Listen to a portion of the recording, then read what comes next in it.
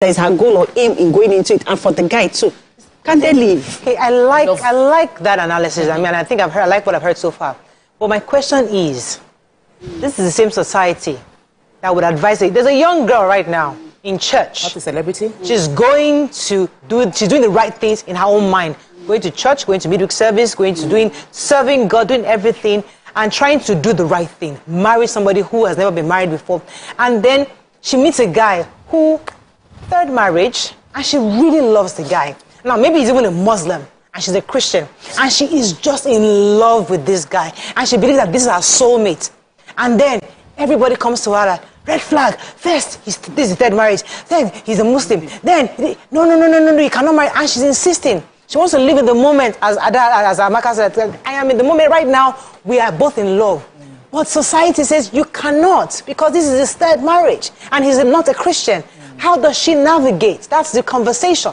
No, so when I saw the wedding on Saturday, I actually told my husband, I said, this life is not balanced. It's not balanced. This life, the fingers are not equal. The life is not balanced.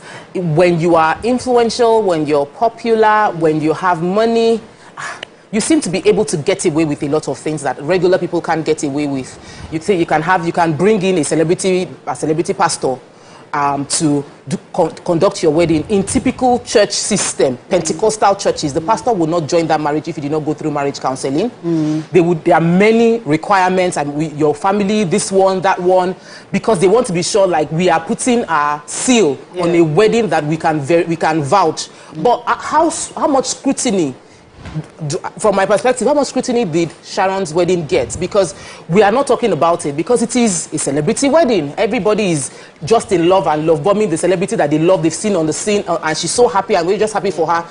And some smaller people don't get that same edge. They are having to satisfy. See Davido's wedding. The typical Igbo wedding, you are going to the village. But when you have money, you bring the village to Lagos. You know, like, when you have money and you have influence, you will get away with a lot of things. And I don't think it's necessarily right. So some people will look at me and feel like, you're being too traditional, you're being too strict. On this same show, we have discussed red flags. I've discussed the fact that it's important for you to open your eyes, because when you get into it, the stories we hear are pathetic, and sometimes it can derail your life. So it is important that you look ahead, and I am all for maturity, you know. That's what I'm saying. There are decisions you make in your 30s and in your 20s that you probably can say, I'm making, but when you're in your 40s, it is a different ball game. I'm talking about you're young. So I like where we're going. So is it possible that even though there's a red flag, just like Ramatu said, this is a love story that actually was intended, and it happens that they live happily ever after.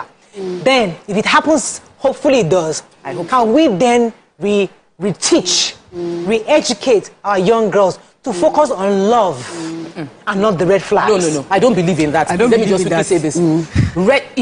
If, and I'm praying, I'm not even if, I pray this marriage has that love, happy ending. With all marriages, there are ups and downs. It's just about you navigating through it. If, and I pray it goes through, what will have happened is that the two people have learnt their lessons. They have gone through therapy, maybe through someone or themselves working on each other. It is not just love that will give you sustained marriage. No. So don't focus on love if you see red flag. Focus on the maturity of both of you to handle the reality of the challenges that will go on in that marriage. Let's go on a short break. When we come back,